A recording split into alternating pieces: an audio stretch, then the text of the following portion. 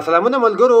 په دې هیله چې روغ او جوړ به وي د پاکستان او آیرلند چې کوم T20 سیریز روانو دریم میچ فائنل میچ او اخري میچ چې کوم دی هغه سر ته ورسېدو ډېر زیات او خوندور میچ شو. پاکستان خو په دوه میچونو کې ښه کارکردګي وکړه خو د هغې نه علاوه که موږ د آیرلند ټیم ته وګورو او دواړو ټیمونو موږ دغه کمپرومایز وکړو مطلب یو بل سره دغه ټیمونو ته وګورو چېرې ډېر زیات فرق کوي د آیرلند ټیم او د پاکستان ټیم په دغه مقایسه کولو کې چېرې آیرلند ټیم ډېر کمزوری دی. پاکستان په دغه کم ټیم چې تیار شوی دی مطلب د آیرلند دورې لپاره که موږ پاکستان بالینګ سایډ ته وګورو که موږ د پاکستان بیټینګ سایډ ته وګورو دواړه ډېر زیات مضبوط دي په نسبت د آیرلند. خو آیرلند ټیم چې کومه کارکردګي په درې واړو میچونو وکړله یقینا چې هغه وښودل آیرلند ټیم چې هغه مطلب نور ټیمونو سره چې کوم افریقا ده مطلب اسټرالیا ده انګلینډ دی مطلب داسې افغانستان دی نور کوم ټیمونه چې مطلب ښه ټیمونه دي هغې سره آیرلند ټیم ښه مقابله کولی شي. رابه شو د دغه میچ مکمل سکور کارډ طرف ته پاکستان د سایډ نه پکې محمد رضوان بابر اعظم او شاهین شاه افریدي بهترین کارکردګي کړې بهترین پرفارمنس وکړ په دغه فائنل میچ کې. راځو دغه میچ سکور کارډ طرف ته آیرلند اولنی بیټینګ کړی 178 سکور یې کړي اوه کسان د هغې اوټ شوي او مقرر شل اورونه هغې لوبولي 128 سکور یې کړي چې پکې ټیکټر په نوم باندې چې کوم بیټسمین دی ټیکټر او ټکر دواړه بهترین بیټسمینان دي په میډل اډر کې راځي یو بل سره ډېر زبردست پارټنرشپ کوي. 3 سکور پکې ډیک کړي دي 15 شپږ پکې یو بل بیټسمین کړي دي خو 128 کم هدف چې په دغه وکټو باندې د آیرلند خپل وکټ وي خپل هوم ګراوند کولی شو چې هغې دغه د پاکستان ټیم زر اوټ کړی مطلب په یو نیم سل 180 باندې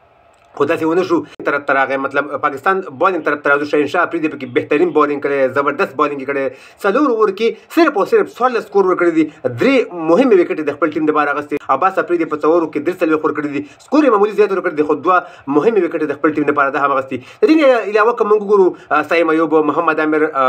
حسن علي اماد وسیم ټولو کانو ښه بالینګ کړی دی. رابه شو د پاکستان بیټینګ طرف ته 128 کم هدف چې آیرلند پاکستان ټیم ته ورکړی 181 سکور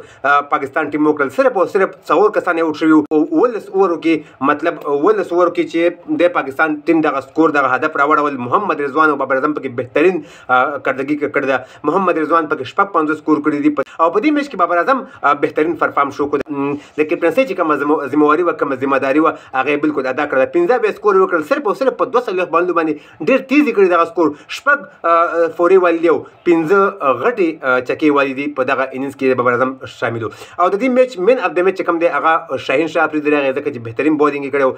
4 اوور 14 او 3 وکټې یې اخیستې وي. نو دا د پاکستان او د آیرلند کوم سیریز چې هغه ختم شو پاکستان 2 میچونه وګټل آیرلند یو وګټو پاکستان سیریز په خپل نوم باندې ټول پاکستان کرکټ مینوال ته ټول پاکستان کرکټ فینس ته ډېر مبارک دي دغه سیریز د ګټلو 2 سره آیرلند ټیم ته شکست ورکولو. نو بهترین پرفارم شو ټول پاکستان ټیم په دغه سیریز کې اولنی میچ آیرلند وړی خو هغې نه وروسته بیا داسې هم کېدی شو چې آیرلند ټیم ډېر مضبوط کار کوي چې دا سیریز ته ونه ګټي خو پاکستان ټیم کمبیک وکړو خاص کر بالرانو خاص کر محمد رضوان په دویم میچ کې چې کم